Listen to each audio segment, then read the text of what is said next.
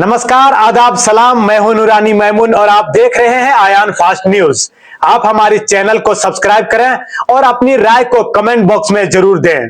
केंद्र की सरकार नरेंद्र मोदी की सरकार द्वारा वक्फ संपत्तियों की पारदर्शिता और देखरेख और जवाबदेही को सुनिश्चित करने के लिए एक नया डिजिटल पोर्टल उम्मीद लॉन्च करने जा रही है। यह पोर्टल देश भर की वक्फ संपत्तियों को एक केंद्रीकृत प्लेटफॉर्म पर लाकर उनके बेहतर प्रबंधन और संरक्षण की दिशा में सरकार का एक क्रांतिकारी कदम माना जा रहा है। इस कानून को लेकर पूरे देश में विवाद हो गया है और यह मामला सुप्रीम कोर्ट में है, जिसका अंतिम निर्णय अभी आना बाकी है और सुनवाई इस पर पूरी हो चुकी है। सीजेआई बीआर गवई की पीठ ने इसको पूरी सुनवाई कर फैसला अपने पास सुरक्षित रख लिया है। अभी कोर्ट का फैसला आना बाकी है। वहीं इस पोर्टल पर सरकार का कहना है कि यह पहल मुस्लिम समुदाय के धार्मिक संपत्तियों को पारदर्शिता और सुरक्षित उपयोगी बनाने में मदद करेगी। यह पोर्टल न सिर्फ वक्फ बोर्डों के कामकाज में पारदर्शिता लाएगा, बल्कि आम जनता को भी जानकारी और शिकायत करने का भी अधिकार मिल जाएगा।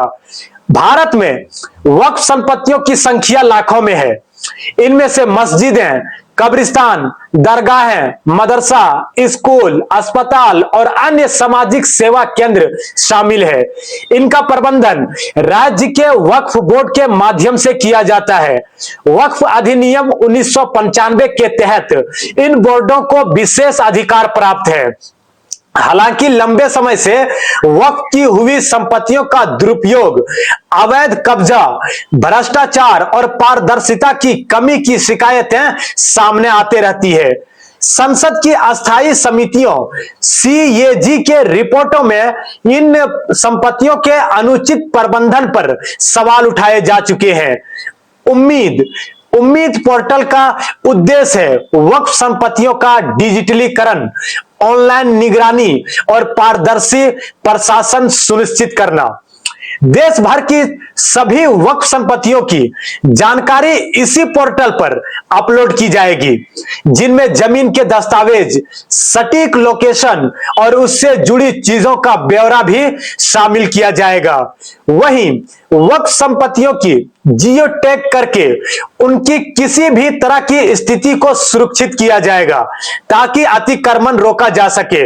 वहीं समय पर इसकी जानकारी मुतवल्ली और वक्फ बोर्ड की ओर से सभी कार्यवाहियों की जानकारी नियमित रूप से पोर्टल पर अपडेट करनी होगी। इस पोर्टल के जरिए आम नागरिक, समुदाय या जो इसके हित में काम करते हैं, पोर्टल के माध्यम से किसी प्रकार की समस्याओं का सीधा शिकायत इसी पोर्टल पर दर्ज कर सकेंगे।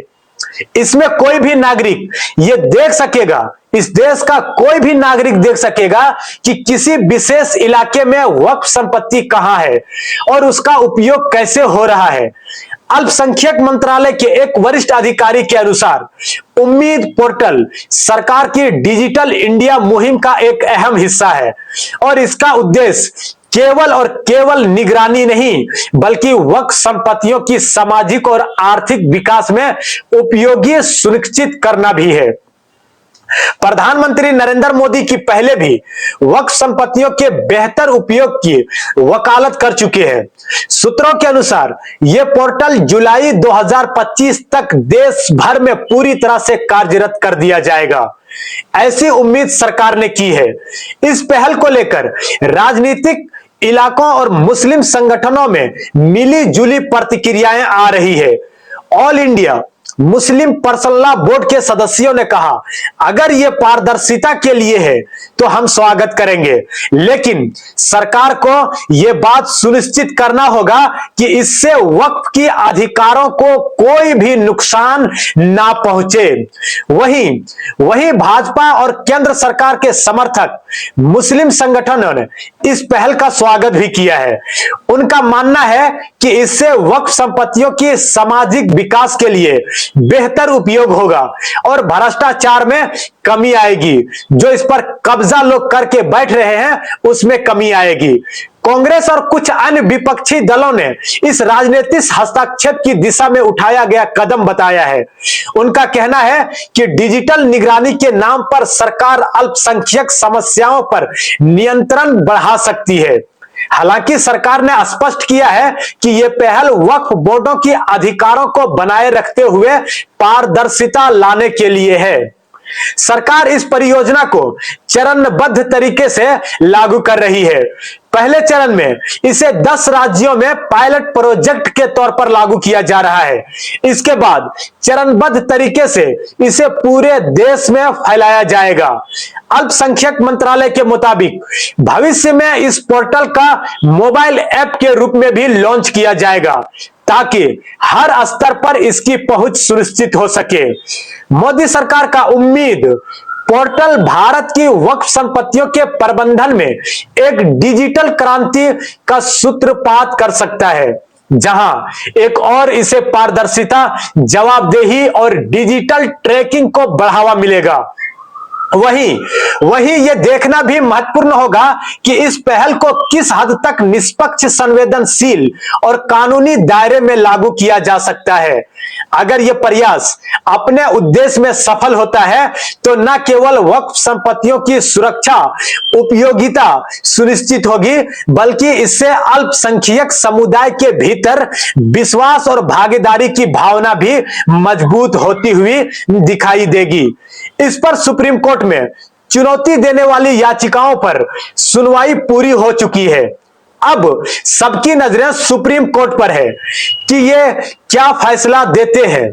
इस पर रोक लगाया जाता है या जो ये सरकार जिस तरह से लेकर आई है उस पर ही फैसला दे देते हैं, या कुछ इसमें संशोधन करने की भी बात कहते हैं। मोदी सरकार से ये देखने की बात होगी।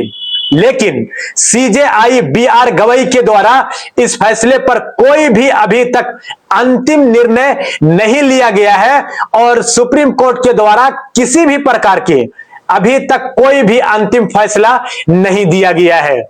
बने रहे हमारे आयान फास्ट न्यूज के साथ। मैं हूं नूरानी मैमून।